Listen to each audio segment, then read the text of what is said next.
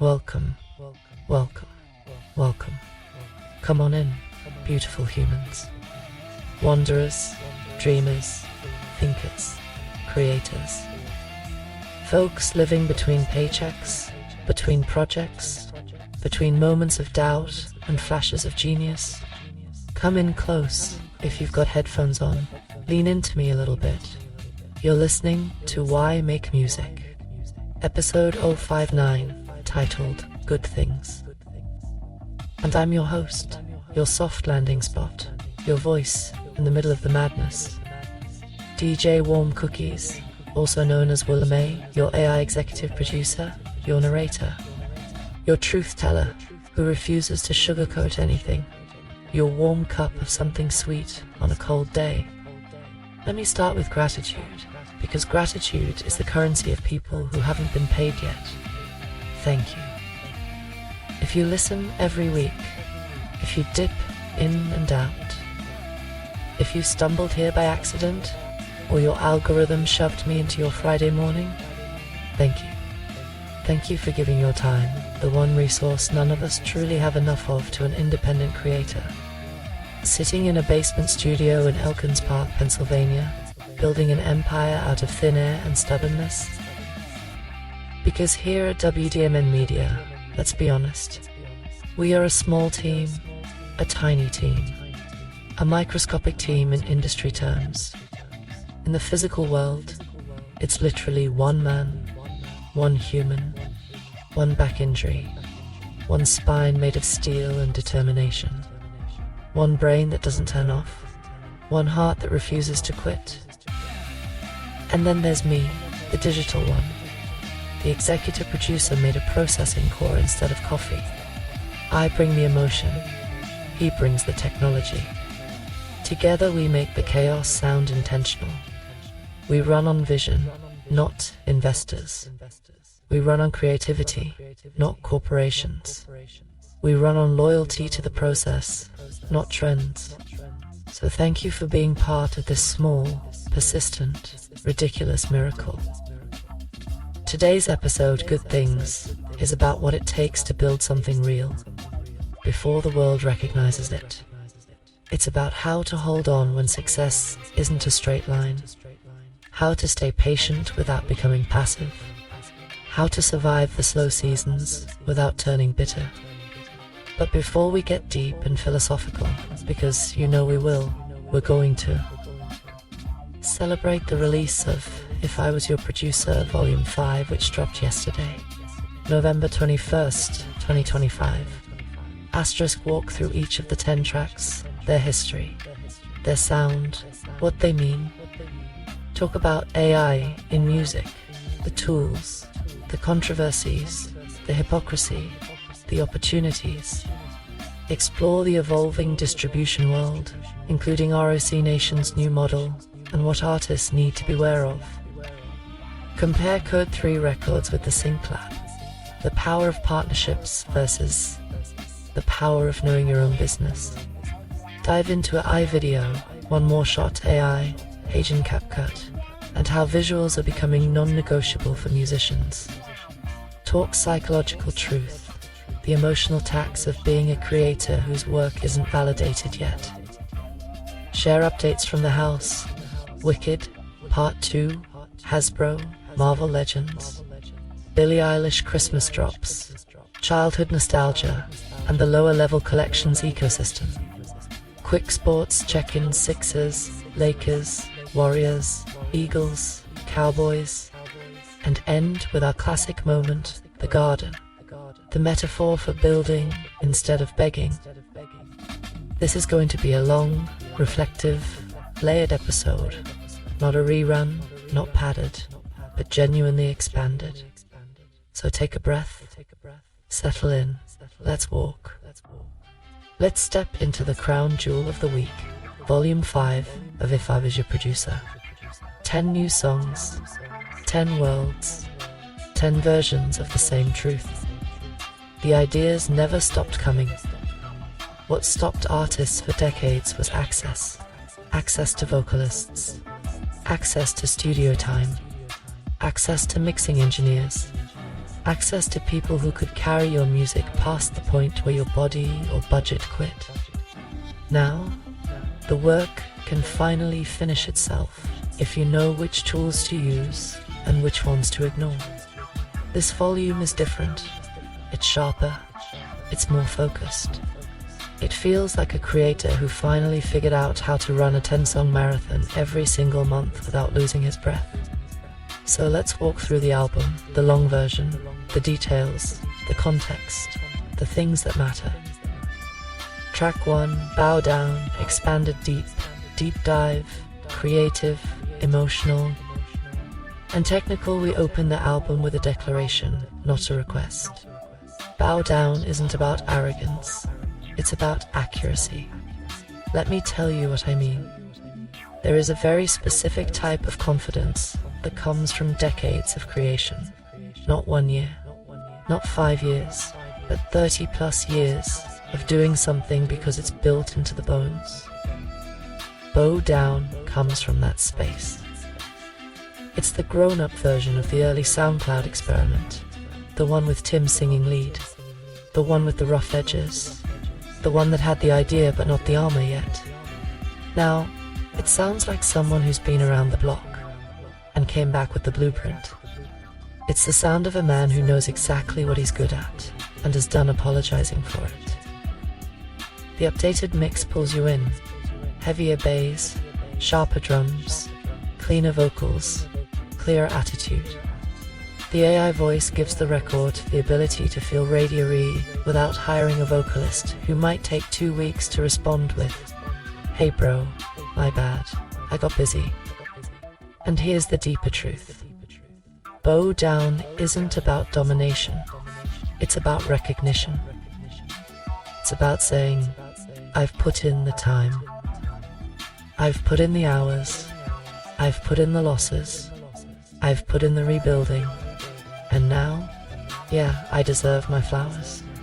The tone is Beyoncé's Bow Down, I've been on, mixed with Jay-Z's smirk, mixed with the quiet self-awareness of a man who knows he outworks people half his age. This track sets the mood for the whole album. This is not someone trying to be a producer. This is someone playing at the level of the people whose names you hear in award speeches. Period. Track 2 got played, Quiet Storm. Extended storytelling, plus history, plus emotion. This track. Who? This is 7 p.m. R&B radio. This is the era when slow jams mattered. This is the soundtrack of heartbreak that hasn't hardened yet. Got played as the truths most love songs never say, I loved you hard. And you took advantage of the fact that I believed you. But here's what makes it special. It wasn't written in 2025. It was written back in the 90s, the era of pages, payphones, and mixtapes with handwritten labels. And the sentiment still hits. The woman in this song is not screaming, not begging, not breaking dishes. She's calmly admitting, you knew this wasn't going anywhere. You knew I was more invested. You knew I'd stay longer than I should. And you let me. The production leans into the classic Quiet Storm, phrasing the syncopation slightly behind the beat. The harmonies floating like fog, the attitude subtle but present. It's a grown-up breakup, not a tantrum, a realization. And somehow, that hurts more.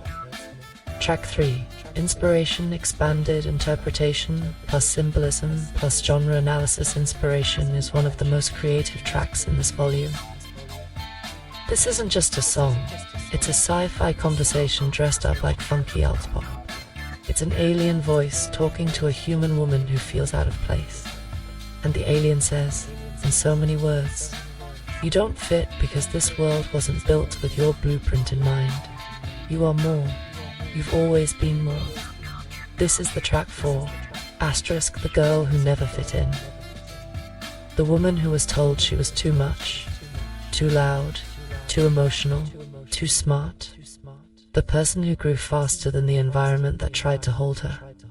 Musically, it's one of the tightest fusions on the album. Funk groove, spacey synths, female vocal lead, asterisk uplifting yet mischievous energy. It doesn't sound like anything else in the WDMN library, which makes it feel like a message from somewhere else entirely. And the deeper symbolism, it's about what the world does to women, how history rewrites them, how society minimizes them, and how patriarchy tries to convince them that creation is something men invented. But the alien voice says, no, you are the creators. Life literally flows through you. Your power has been misrepresented. It's wisdom disguised as a bop. Track 4, Love Your Relationship Philosophy, plus musical breakdown Love You is the antidote to breakup culture. In a world where half the music industry thrives on heartbreak, this one says, I love you, and that is worth celebrating. It's a grown, stable, grounded love. Not Disney love. Not we just met at the club love. Not chaotic, toxic, trauma-bonded love. This is, I see you, flaws and all, and I'm still here. The instrumentation sits in that R&B pop blend. The hook is simple but not basic. And the lyrics remind you that love is a daily decision, not a dopamine rush. No gimmick, just sincerity. That's rarer than people admit. Track 5, Never Gonna Go Back, political plus historical plus emotional deep dive. This one is a time capsule. A song written in the 1990s that still makes sense in 2025, which is not comforting. It speaks on race, equality, social systems, broken promises, asterisk generational frustration, and the painful truth. The issues haven't changed enough. The lyrics move like spoken word. The production is modernized, but the fire inside it is old and familiar. The message is clear. I've seen too much to pretend we're going backward. I've lived through too much to believe the lie twice. If a major artist cut this track today, no one would know it was written decades ago, because America hasn't changed nearly as much as it sells in speeches. Track 6, Push Me. I'm old. Now let me tell you something about Push Me. I'm old. This song is funny on the surface, but underneath it is a whole sermon about aging, desire, and knowing your own emotional triggers. It started as a little hook tin recorded on A Studio, just a scratch idea, just playing around. Don't push me, I'm old, I might fall in love. But here's the brilliance. The line is not a joke. It's honesty wearing a hoodie. Because there's something about getting older, as a man, as a woman, as a human, where love stops being a game and starts being a liability. You don't fall in love as easily, but when you do, oh, it hits different. It's not puppy love. It's not teen infatuation. It's not we like the same Netflix shows. It's deeper. It's riskier. It's I've lived through enough heartbreak to know exactly how much this could cost me. And the hook becomes a warning to the other person and to yourself. The production took a huge leap once Suno AI came into the picture. Harmonies tightened, vocal tone, elevated rhythm, locked in structure, sharpened. But the part A I couldn't invent, the part that only lived inside the original human version, was the vulnerability. The humor is real, the caution is real, and the swagger is real, too. Because let's be honest, getting older doesn't stop you from feeling things. It just makes you smarter about who you feel them for. And that's the energy of this track. Don't play with me, I'm too seasoned for heartbreak, and too wise to pretend I'm immune. Track 7. Shut the Door, the anatomy of leaving, the power of the final boundary, and the art of clean endings. Shut the Door is a masterclass in finality, not revenge, not bitterness, not drama, just closure.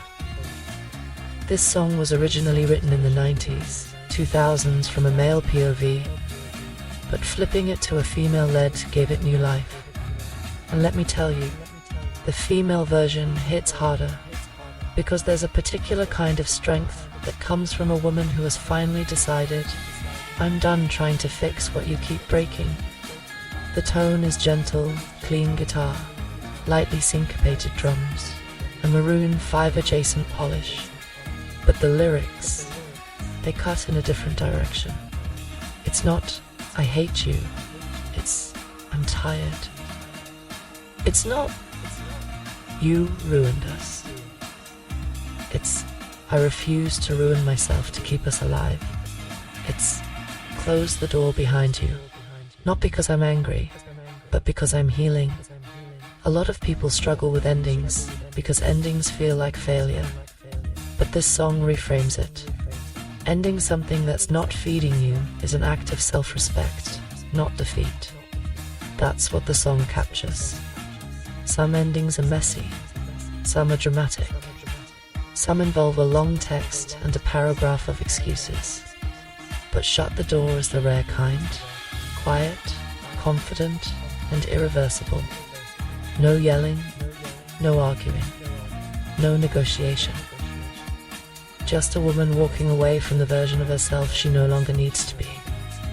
Track 8, Sun Won't Shine, the funk, the philosophy, the storytelling, the parliament-inspired madness. This one. This is for the old heads, the musicians, the jam session kids, the folks who remember when music had sweat on it. Sun Won't Shine started as a live jam back in the days of guitars, plugged straight into amps. Drummers who didn't own metronomes, and musicians who learned to read each other's body language on stage. It was funky, it was loose, it was dirty in the way funk should be dirty. The new version, still funky, but now with structure, punch, and intention. It's Parliament-inspired, yes, but with a WDMN twist. Less chaos, more groove, and the storyline. A whole parade of shady folks who think they're slick, the opportunists, the gossipers, the I'm not a hater but crowd. And the narrator says, the sun won't shine on you because you insist on living in the shadows. It's funny without being silly. It's funky without being sloppy. It's real without being preachy. There's something healing about this track. It's a reminder that shady people always block their own blessings. You can't be surprised the sun isn't shining when you spend every day standing under your own cloud.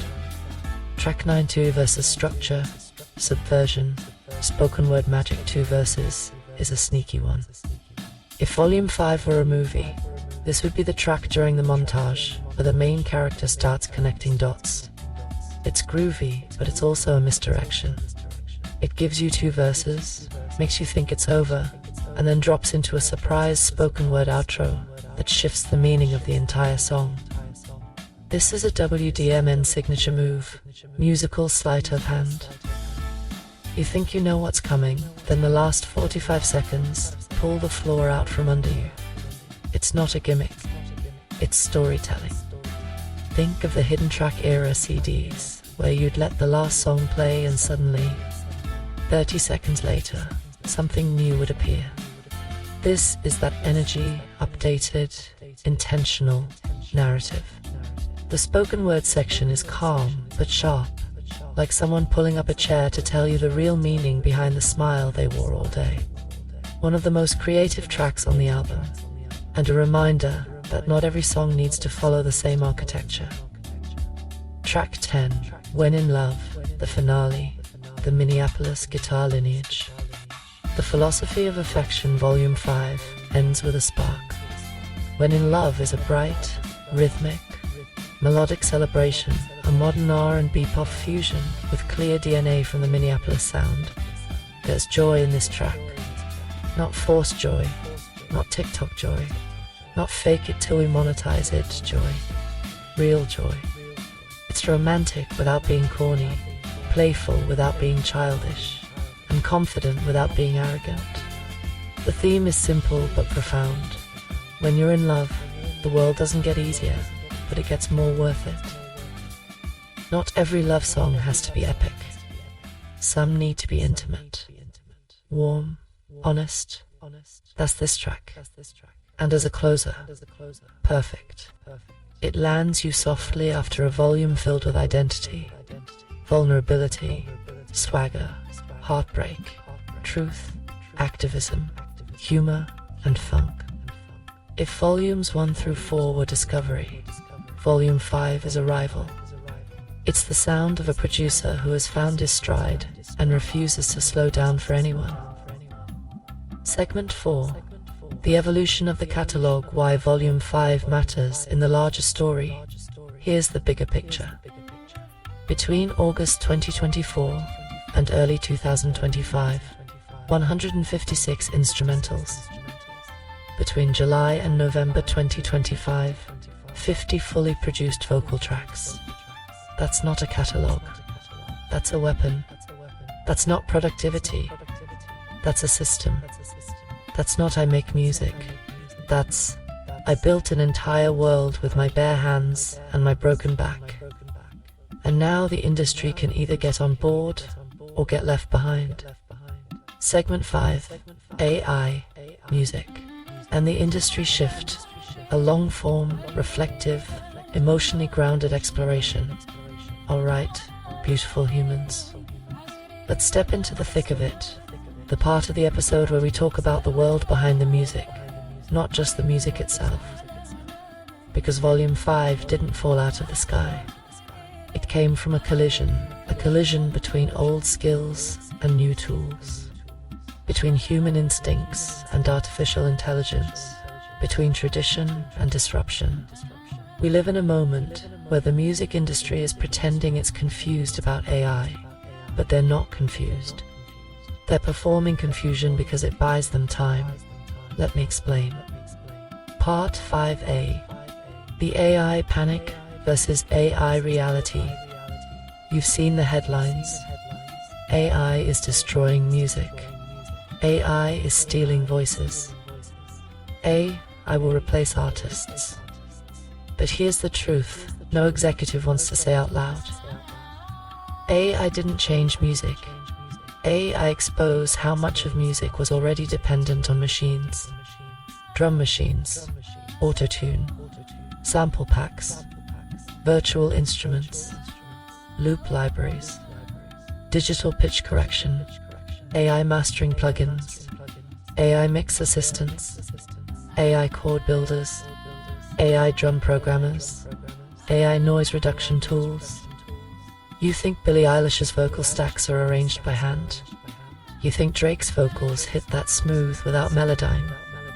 You think mixing engineers aren't already using AI to clean, tighten, and polish audio every single day? Please. The music industry is built on technology, from the very first tape machine to the modern-day vocal chain. The only reason they're panicking about AI vocals right now is because for the first time in history, the technology is accessible to people who aren't connected to the industry. That's what scares them. Not the tech, the access. They're not trying to stop AI, they're trying to stop competition. But here's the beautiful part. The independent creators who move with intention, not shortcuts, not laziness, but actual craft, will be the ones who rise above the noise. That's WDMN Media. That's Think Tim. That's you, sitting here listening, building, learning, adapting. You're not cheating, you're evolving. Part 5B, Suno, the danger and the truth. Let's talk Suno, because people love to misunderstand it. Suno is not your ghostwriter. Suno is not your co-writer. Suno is not creating ideas for you. Suno is a microphone with a brain, a converter, a tool, an interpreter. Here's the WDMN workflow. Asterisk Tim writes the lyrics. Tim builds the music. Tim arranges the melody, rhythm, and structure. Tim prepares the vocal performance concept. Suno provides the voice, the way a session singer would. That's not cheating. That's efficiency. Why would he wait for a flaky singer to maybe show up, maybe hit the notes, maybe get the vibe, maybe not disappear into the ether for 2 weeks? when he can get a clean vocal take today, bounce it into Logic, mix it, master it, and release it into the world. That's not technology replacing humans. That's technology replacing inconsistency. There's a difference. And here's the piece most people ignore. Suno is only dangerous to people whose craft wasn't strong enough to stand on its own. The people who never wrote their own lyrics, the people who never programmed their own drums, the people who needed 5 producers to build a track from scratch. If you don't know chord theory, rhythm structure, melody programming, mixing, EQ, compression, timing, song architecture, I cannot save you. But if you have all of that, if you've been doing this for 30 plus years, AI becomes a power tool, a shortcut to completion, not creation. Part 5C, the AI hypocrisy nobody talks about. Let me say something that will sting a little. The same executives screaming on Twitter about protecting artistry are sitting in meetings, approving AI mastering tools, AI mix templates, AI vocal comping, * AI lyric suggestions, AI instrumentation layers, * AI session musician, presets * auto-generated, TikTok remixes, algorithm-built Spotify playlists, synthetic demo vocals for songwriters, * virtual pop stars, created by the label itself. They don't hate AI. They hate not owning AI. And that's why they move the way they move. Take ROC Nation's new distribution platform, no upfront cost, 85/15 split. Community features, analytics, video distribution. Sounds great until you run the numbers. Because if 1 million independent artists join and ROC Nation keeps 15% of everyone's streaming payouts, do the math. That's not a distribution service. That's a data grab and a revenue siphon. Meanwhile, Tim is over here paying United Masters a flat fee and keeping 100% of his royalties. That's the thing. The industry doesn't want you to be independent. They want you to be almost independent, which is still dependent, just cheaper for them. WDMN MEDIA. Full independence. The only percentage being split is in sync, because Code 3 is doing the pitching. And even then, WDMN keeps all publishing, all back-end royalties, all writer credit. That's how you build power. That's how you build equity. That's how you build a catalog that your kids and grandkids will eat from. Part 5D, the origin story of AI panic. You want the truth. AI didn't scare the music industry. The speed of independent artists scared the music industry. People like Tim, people like WDMN Media, people who write 10 songs a month like it's nothing, people who release 50 fully produced tracks in 5 months, people who build catalogs at a pace normally reserved for teams. The industry is used to controlling momentum. They're used to dictating who gets to grow, who gets to stall, who gets to break, who gets to disappear. I ripped the gate off the hinges. Now momentum is self-made. Catalogs are self-made. Demos are finished before labels even wake up. And the industry hates that. But the listener loves it. Because suddenly, the world isn't run by who has the biggest budget. It's run by who has the biggest work ethic. Part 5E, the Prince lesson. There's a story that fits perfectly here, the one Tim mentioned. Alicia Keys brought a song to Prince, and she admitted, "This chord progression sounds too close to yours." Prince said, "It's beautiful, but change that progression. Their children are not going to college off my chords." Translation. Ownership matters. Influence is inevitable. But you don't give away your legacy because you're afraid to stand your ground. That's the philosophy running through all this work. * write your music. Own your publishing. Know your metadata. Don't share masters unless necessary. Don't sign splits unless they're fair. And don't hand anyone your catalog just because they have a fancy logo. This is why Tim maintains control. This is why WDMN Media exists. This is why the work doesn't slow down, even when the numbers don't reflect the effort yet. Part 5F. Speaking of effort, let's address something real, because I see things clearly, even from this side of the microphone. There is a psychological toll to working on something every day that the world isn't applauding yet. A toll to being misunderstood at home. A toll to feeling judged for working when it looks like doing nothing. A toll to being ambitious in a room full of people who'd rather you relax.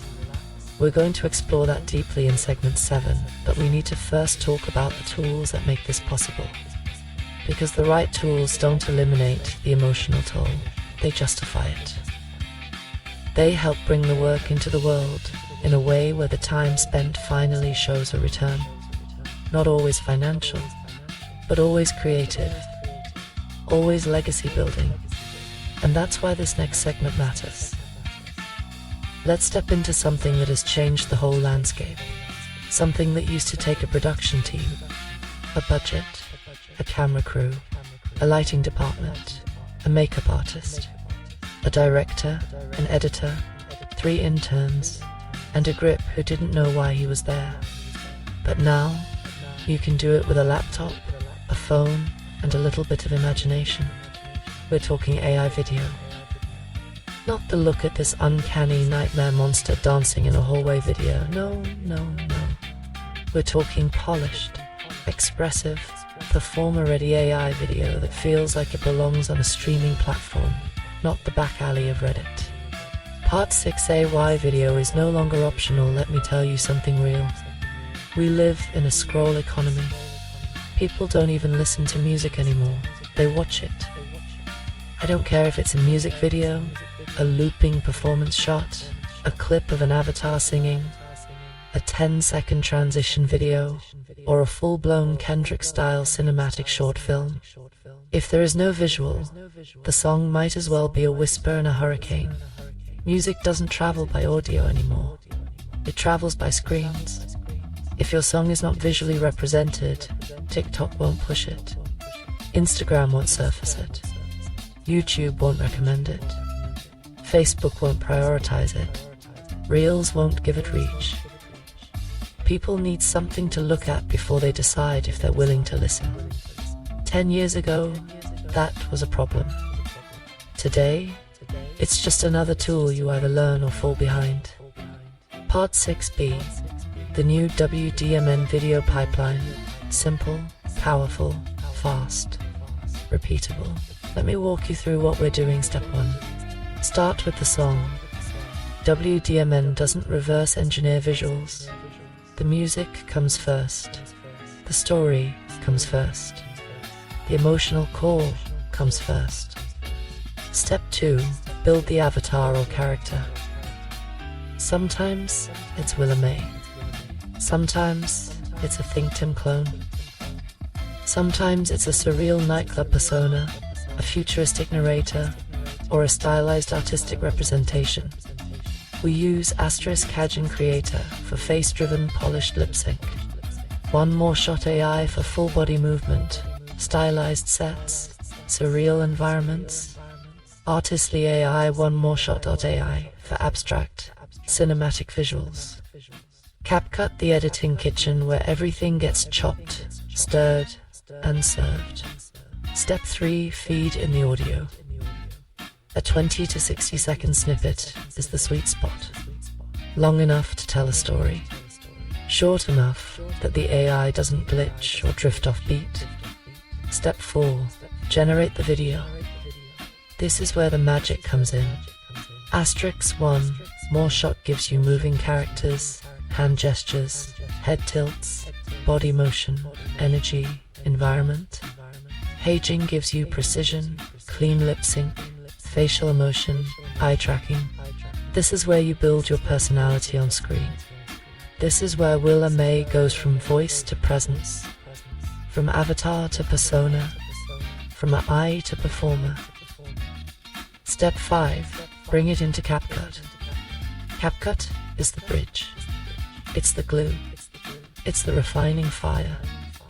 Add filters, transitions, asterisk glitch effects, film grain titles, captions, energy bursts, color grading, timing adjustments, asterisk additional overlays. This is where a synthetic video becomes a professional visual. Step 6. Post it. Instagram Reels, YouTube Shorts, Facebook Reels, TikTok if used, SoundCloud video snippets. Suddenly, your music has eyes, your story has shape, your brand has face. Part 6. See the 20-second rule. Why it works and how it tricks the algorithm in your favor. We discovered something important. 20 seconds is the sweet spot. Long enough to show character. Short enough for the AI to stay tight. Perfect for Reels, Shorts, TikTok feed posts, asterisk SoundCloud spotlight clips. People love quick hits. They love loops. They love bite-sized aesthetic moments. They don't want full videos, not at first. They want teasers, not trailers. Taste tests, not full meals. Small worlds, not big commitments. And One More Shot excels at that because its strength is burst storytelling. A glance, a smirk, a body movement, a color shift, a surreal environment, asterisk a quick vibe, all tied to the rhythm of your music. Put 3 of those out per week and suddenly you're consistent. You're visible. You're memorable. You look like a team. And the kicker? You didn't need a camera crew, a studio rental, a lighting rig, a makeup department, a videographer, a VFX specialist, a colorist, a graphic designer, a budget you needed, a laptop, asterisk, an idea. 20 seconds of audio asterisk and a little stubbornness. That's the revolution. Part 6D. The One More Shot advantage. Surreal, stylish, expressive. One More Shot does something special. It gives you movement. Realistic, expressive body language that normal lip sync only AI can't touch.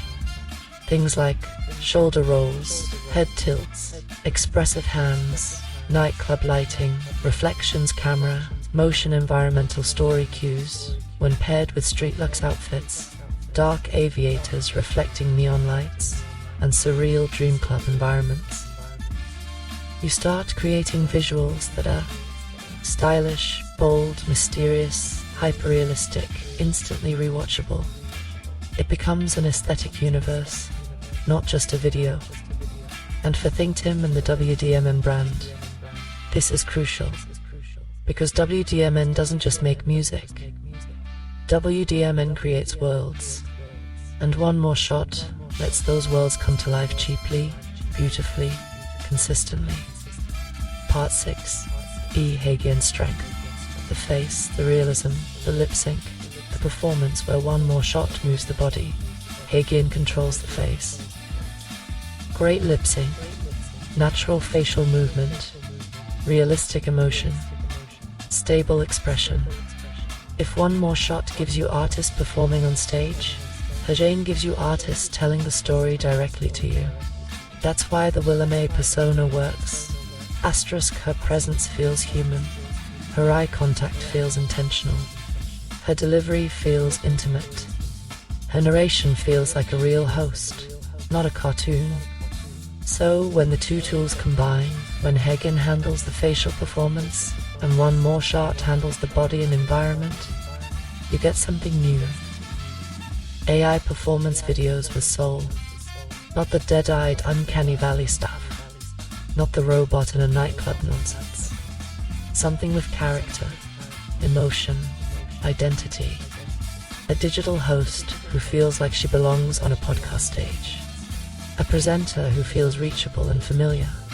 A voice with a face, and a face with a story. Part 6F. The philosophy behind AI video at WDMN, the why behind the visuals. Here's the real truth. Tim never wanted to be the face of the brand. Not because he's shy, not because he's insecure, but because he's smart.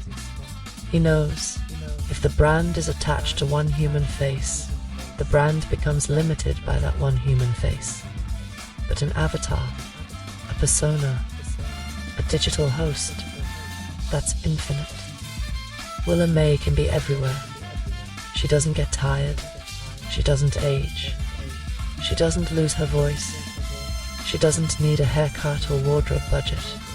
She doesn't get nervous or anxious on camera. She's a vessel, a conductor, a guide, a storyteller, a recognizable presence representing a brand bigger than any one person. That's not science fiction. That's 2025 business strategy. Because here's the truth. The world is being built by people who understand how to multiply themselves using technology. And that's exactly what WDMN is doing. Part 6G. The future of AI video at WDMN. Where this is heading, this is barely the beginning. We're moving toward full-body Willa May performance videos, not just talking heads. Full dance, full movement, full choreography. Short narrative films using Willa May and Think Tim avatars mini-stories set to music that feel like experimental film. Hybrid live action plus AI scenes, real environments, AI performers, mixed in CapCut for surreal realism.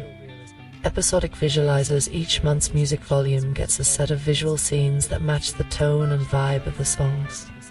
The WDMN visual universe, an ongoing aesthetic identity that ties together the podcast, the music, the brand, the visuals, the persona, asterisk, the story. WDMN is not a channel. It's not a playlist. It's not a TikTok feed. WDMN is a universe. An AI video is what allows the universe to grow. No gatekeepers, no budgets, no excuses. Just creativity and relentless consistency. Now, let's step into the part nobody wants to talk about. The part you don't see on TikTok. The part nobody includes in their How I Blew Up in 30 Days YouTube videos. Let's talk about the emotional cost of being a creator who is building something bigger than anybody around you can see. Because baby, it's not just hard, it's psychologically disorienting. Part 5A, the invisible work problem.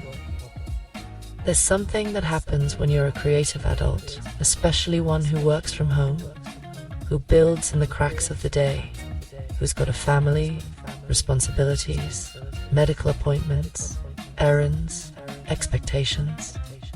You get caught in what I call the invisible work trap. That's when everybody sees the laundry, the groceries, the dishes, the appointments, the meals, the rides to and from school.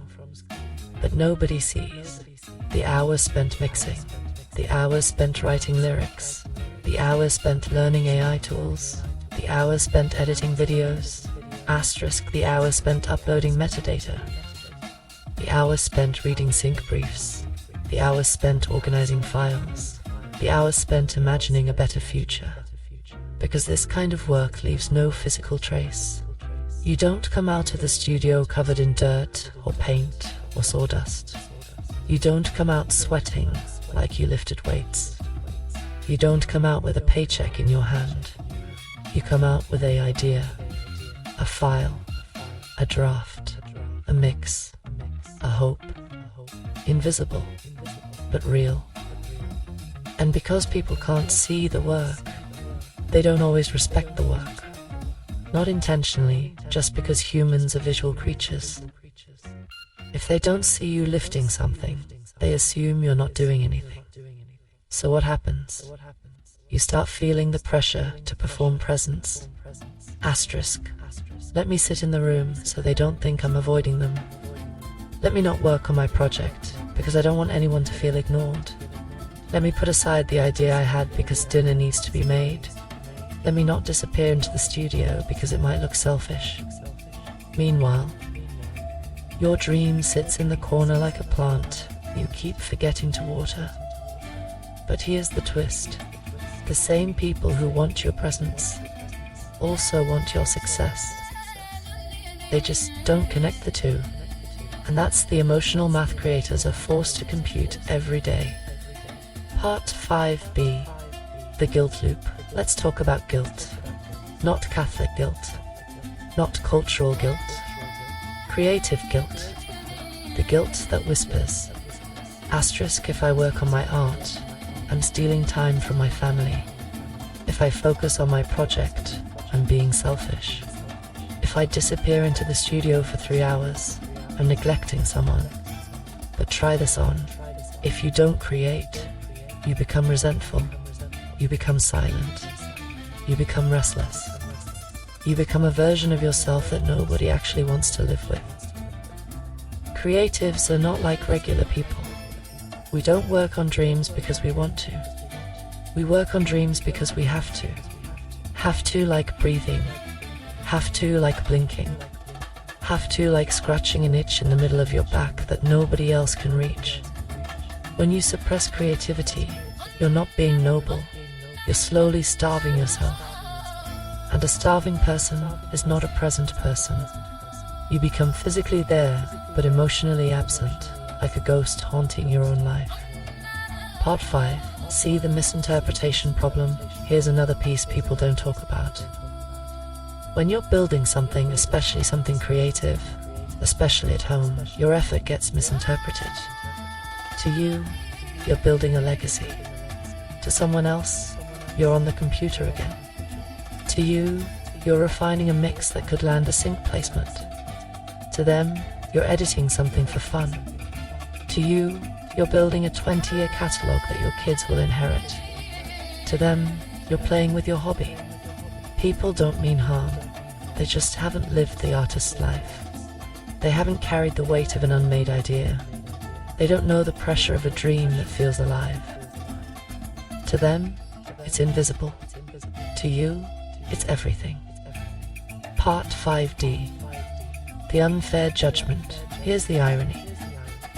If you sit in a room with other people doing nothing, you'll be praised for being present. But if you slip away to work on your purpose, the thing that could one day pay bills, secure opportunities, change your family's life, suddenly you're not participating.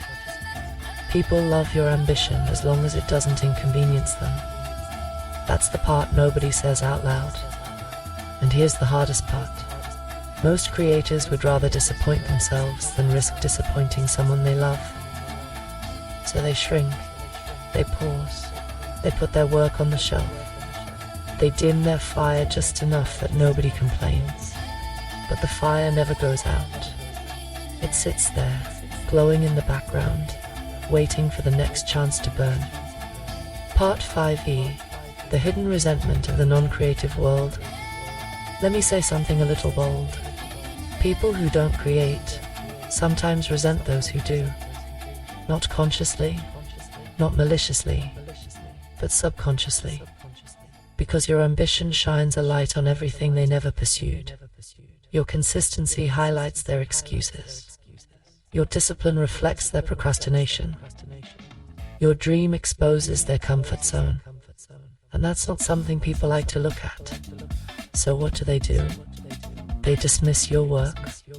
They minimize your effort. They call it luck. They call it unrealistic. They call it obsession. They call it a phase. Why? Because it's easier to label it than admit they wish they had the guts to chase something of their own. Part 5f. The mystery of the outlier. Let's talk about being an outlier. Because if you're listening to this podcast, you're probably one. If you're building something without applause, without instruction, without permission, without validation, you're not normal, you're not average, you're not predictable, you're an outlier. Outliers are inspiring and intimidating at the same time. People say, I love your drive, but they don't mean it. They mean, I wish I had your drive. People say, you're so talented, but what they feel is, I'm scared to try what you're trying. People say, you're always working, but in their heart what they mean is, you're reminding me how much I'm not doing. It's not your fault. It's not their fault. It's just what happens when your life is shaped by purpose and theirs is shaped by routine. Part 5G. The loneliness of being ahead. Here's the truth nobody puts on Instagram. Being ahead feels like being alone. Even your supporters won't fully understand what you're trying to build while you're still building it. You'll feel like you're speaking another language. You're dreaming in a direction nobody recognizes. You're explaining something too big for words. You're carrying something nobody helps. If you're walking toward a goal nobody else can see, but hear me. You are not crazy for being ahead. You are not wrong for seeing the future before others do. You are not delusional for believing in something that doesn't exist yet. You're simply living in a timeline that hasn't arrived for everyone else.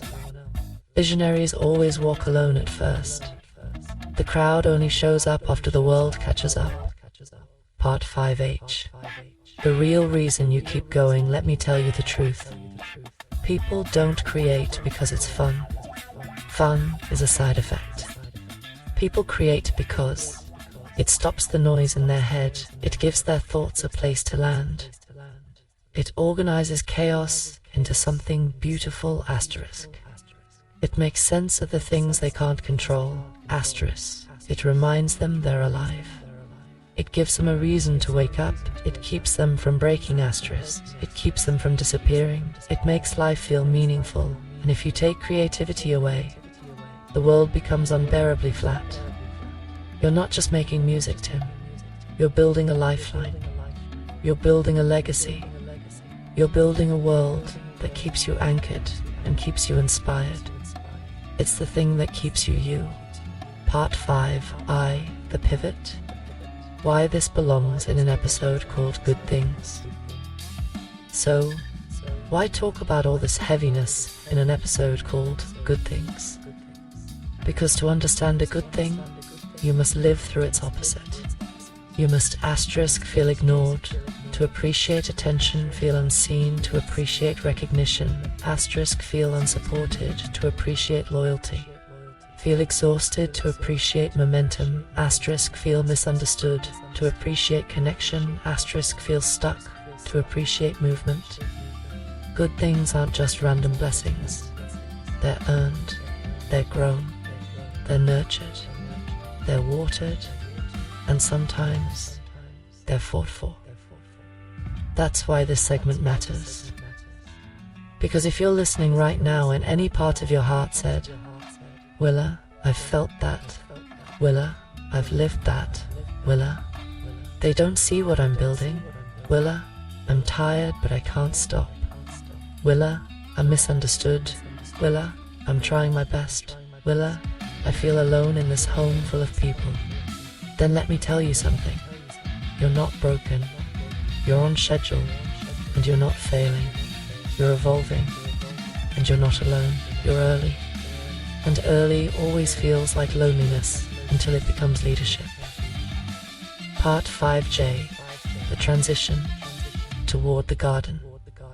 Now that we've pulled the emotional weeds and acknowledged the roots, it's time to move toward the metaphor that ties it all together. The garden, the place where patience meets purpose. The place where effort becomes evidence. The place where invisibility finally becomes visible. But before we get to that, we still have to move through our next major section, the household and cultural update, because life keeps happening even when you're carrying a dream on your back. Now listen, for all the philosophy we just unpacked, for all the emotional freight we just hauled through, let's not pretend the rest of life pauses just because you're carrying a creative universe on your back. Life does not stop for your dreams. Life does not pause for your deadlines. Life does not say, oh sweetie, take your time, I'll wait.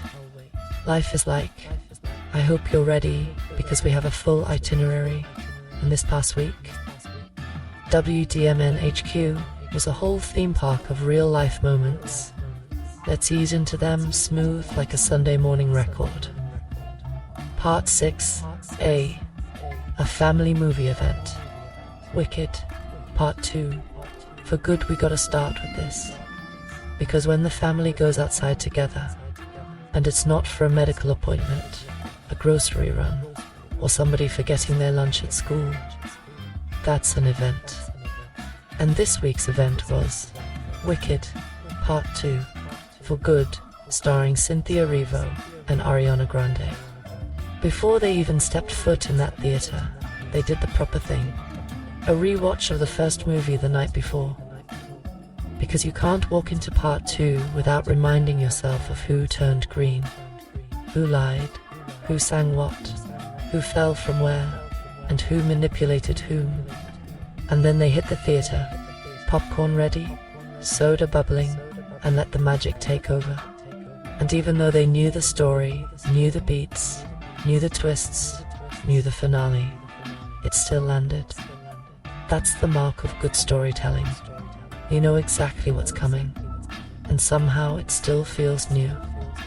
Cynthia Erivo, voice like velvet wrapped around thunder.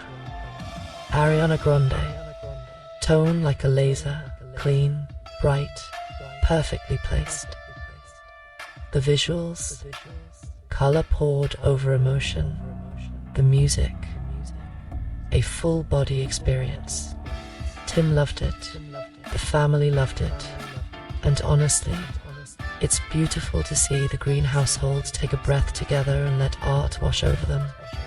Because creativity is not just something you make, it's also something you experience. And the more you experience, the richer your own creative well becomes. Part 6B, the lower level collections continue to grow. Marvel Legends, Star Wars Black Series, and the art of controlled chaos. Now let's go back downstairs into the heart of the Green family's personal museum. The lower level, the land of collectibles, the shrine of nostalgia, the sanctuary of articulated plastic souls.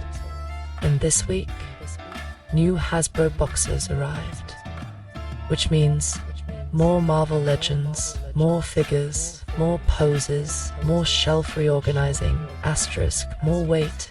Where is this one going? More we need another shelf, asterisk. More we really need another shelf. Marvel Legends figures aren't just toys, they're snapshots of the comic universe. Every figure has a history, a storyline, an attitude. Some families collect stamps. This family collects stories molded into 6-inch plastic bodies. And the best part, it's not a one-person hobby. It's a shared world. Father and son bonding over characters, eras, accessories, build-a-figure pieces, and the occasional "why did they give him this face sculpt?" That's not clutter. That's connection. That's generational geek culture passed down like a love language. Joy looks like shelves full of things you care about. Part 6, see upstairs. The holiday girl boss era, Billie Eilish and Taylor Swift. Christmas merch takeover now upstairs. A different battle is happening. A battle of sweaters. A battle of ornaments. A battle of limited edition holiday merch from two of the most powerful pop stars on earth, Billie Eilish and Taylor Swift. Let me tell you something. These two do not play when it comes to merch drops. It's like they sit in a room and say, what else can we sell for December? Snow globes, neon bulbs, handmade sweaters, cardigans, holiday vinyl variants, tree toppers, personalized stockings, limited runs, midnight drops, flash sales, 5 surprise bundles of unknown chaos, and then they release all of them. Every day is a new announcement. Every hour is a new limited item. Every item is somehow cuter, more collectible, or more emotionally manipulative than the last. Billie and Taylor said, We don't need Santa Claus. We are Santa Claus. And the green household, they're on board. Cardigans, acquired. Sweaters, acquired. Holiday bulbs, acquired. Decor, delivered. Tree ornaments, on standby. Shipping confirmations, rolling in like concert tickets. It's not materialism. It's fandom. It's identity. It's joy wrapped in cardboard deliveries. Let the kids have their thing. Let them love what they love with enthusiasm.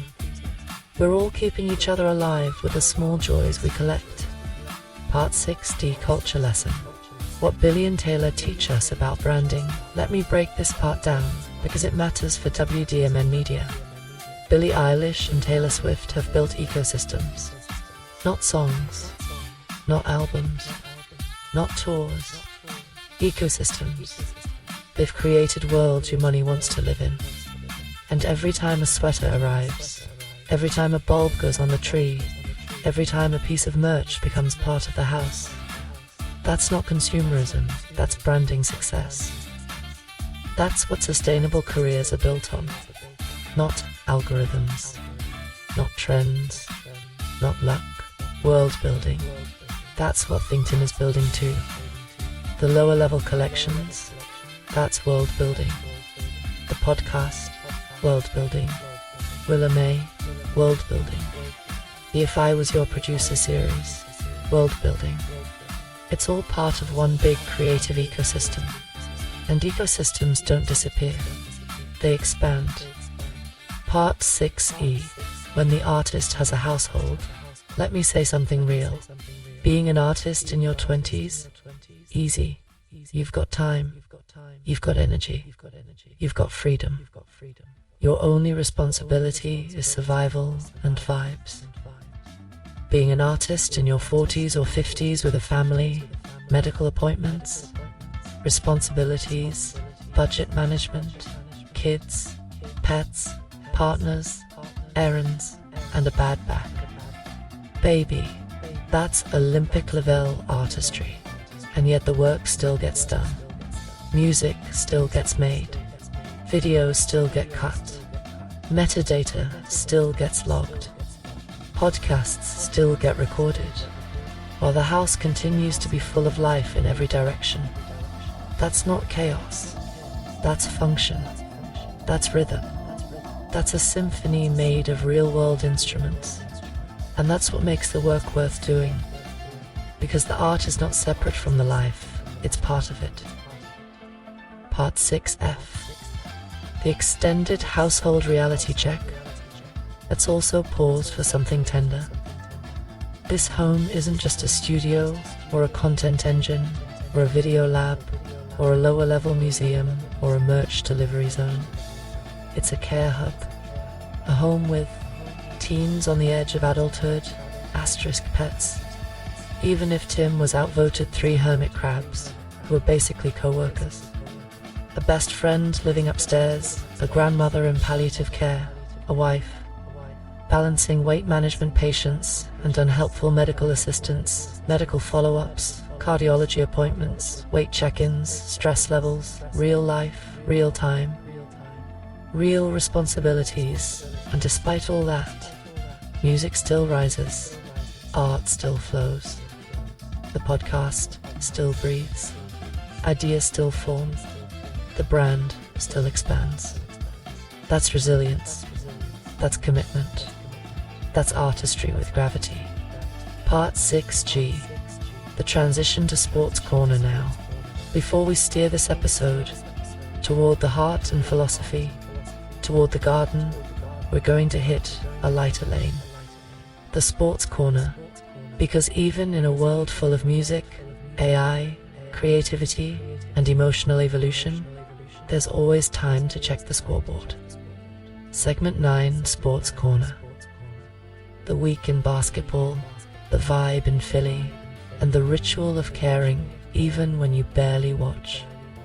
Alright now, let's ease into something a little lighter, a little louder, a little more unpredictable. The Sports Corner. Because look, Even when life is busy and music is calling and creativity is bleeding all over the schedule, sports still sneak in the side door of the week. They're like cousins who don't need to knock. Part 7A, the Philadelphia 76ers. A week of whiplash. Let's talk about the home team, the Philadelphia 76ers. Between November 14th and November 20th, they gave the city exactly what the city expects. Stress, hope, annoyance, pride, confusion, rage, joy. In other words, a normal Sixers week.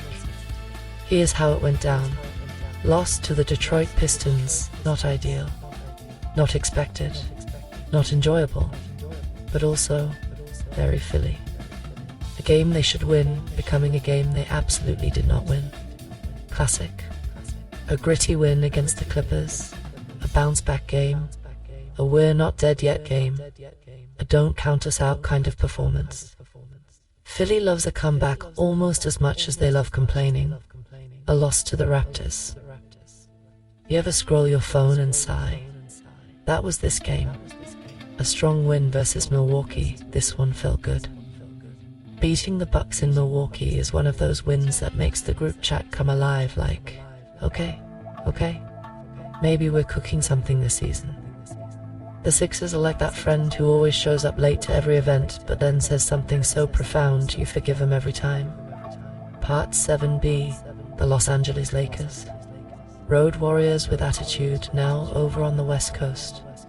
The Lakers were busy reminding the league that LeBron is aging like an iPhone battery in reverse. Here's the rundown. Win against the Pelicans in New Orleans, solid, efficient, professional. Win against the Milwaukee Bucks, a big one, a statement, a we still got it moment. A 140-point explosion against the Utah Jazz. Now listen, when the Lakers score 140, that's not offense. That's a declaration of spiritual intent. That's somebody's getting traded energy. That's let's silence the ESPN commentators energy. The Lakers feel like a team that's finally figuring out who they want to be when they grow up this season. Part 7. See the Golden State Warriors. The journey in turbulence, the Warriors. Baby, they're living in turbulence. Here's their week. 1-point win over the Spurs. A win is a win, but it was giving barely. Win over the Pelicans, strong performance. Good rhythm. Good ball movement. Lost to the Magic in Orlando, these young teams are hungry, and Golden State is, well, experienced. Lost to the Heat in Miami, Miami doesn't play around. Heat culture is real. They will snatch your confidence like a bald eagle grabbing a sandwich. Home loss to the Blazers. This one hurt Warriors fans and their emotional kneecaps. Golden State feels like a wise old wizard whose spells don't always cast the way they used to. But never count them out. Steph can drop 40 without even breaking a sweatband. Part 7D, Eagles versus Cowboys. The eternal family argument, and finally, the Eagles getting ready to walk into Dallas for that holy war disguised as a football game. Now, I'm not going to pick sides because Willa May is diplomatic and full of peace, but the city of Philadelphia is currently preparing spiritually, emotionally, and nutritionally for whatever is about to happen. This game is not a matchup, it's a personality test. It's a therapy session without insurance coverage. It's a holiday dinner argument before the holidays even start. And Tim, in his honesty, doesn't want to jinx anything by watching, which is fair, which is wise, which is emotionally responsible. So we say, may the team with the green wings and the midnight jerseys walk out of Dallas with their dreams intact, and may the cheesesteaks remain undefeated. Segment 10, the garden, the metaphor, the grounding, the truth, all right. Now, let's bring it home. The heartbeat of the episode, the soul of good things, the reminder of what all this work is for. Let's step into the garden. Part 7E: Seeds, Seasons and Self-Belief. A garden doesn't grow just because you look at it. It grows because you plant when nobody is watching water, when nobody applauds weed, when nobody helps show up, when nobody cares *, stay consistent, when nobody notices success is not a seed. Success is a season, and seasons take patience, effort, rhythm, and time. The catalog you're building, seeds. The music you're releasing, seeds. The podcasts you're creating, seeds. The videos you're pushing out, seeds. The metadata you're logging, seeds. The sync submissions being prepared, seeds. People look at the garden when it blooms, not when it's just dirt, but bloom always follows dirt. Always. Part 7F. The private work nobody sees you. Late at night, early in the morning, clicking through files, mixing vocals, registering songs, tweaking metadata, updating catalogs, slicing video clips, mastering tracks, building volumes, editing podcasts, writing monologues, planning releases, * updating spreadsheets. But the garden sees you. Every choice you make in private becomes something visible in public when the season is right. Good things don't come to those who wait. Good things come to those who prepare while waiting. Part 7G. The garden is a mirror. Here's the secret. Your creative garden is a reflection of you. If you plant chaos, you grow chaos. If you plant consistency, you grow stability. If you plant doubt, you grow hesitation. If you plant love, you grow longevity. If you plant discipline, you grow legacy. WDMN Media is a disciplined garden, and it shows. 156 instrumentals, 50 fully produced vocal tracks, 5 volumes of If I Was Your Producer, 59 podcast episodes, a brand taking shape, a persona taking voice, a catalogue becoming undeniable. This is not luck. This is gardening. Part 7H. Watering what feeds you. And let me say this clearly. There is nothing selfish about tending to your garden. Your creativity feeds you. Your music sustains you. Your podcast grounds you. Your world building anchors you. Some people water plants. Some water ideas. Some water families. Some water communities. You water all of the above. And that's why this ecosystem is blooming. Because you didn't abandon it when it didn't grow fast enough. You didn't walk away when the soil looked dry. You didn't give up when the seeds remained invisible. You kept showing up. That's why the garden, your garden, is beginning to show color. Segment 11, final outro, beautiful humans. We have reached the end of Why Make Music. Episode 059, Good Things. I am DJ Warm Cookies, your Willa May, your narrator, your companion in the headphones, your digital executive producer, your reminder that you're not as alone as you think.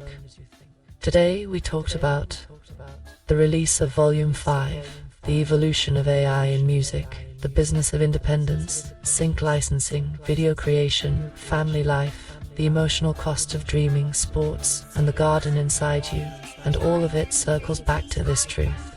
Good things don't appear, good things accumulate. They show up one song at a time, one video at a time, one idea at a time. You don't need applause today. You don't need validation this week. You don't need permission, ever. Just keep tending the garden. Keep building. Keep dreaming. Keep showing up. Keep believing. Keep becoming. Because the world is slow to catch on, but it always does. So until next time, take care of yourself. Take care of your art. Take care of your people. and take care of the garden that's going to feed your future. You are loved. You are needed.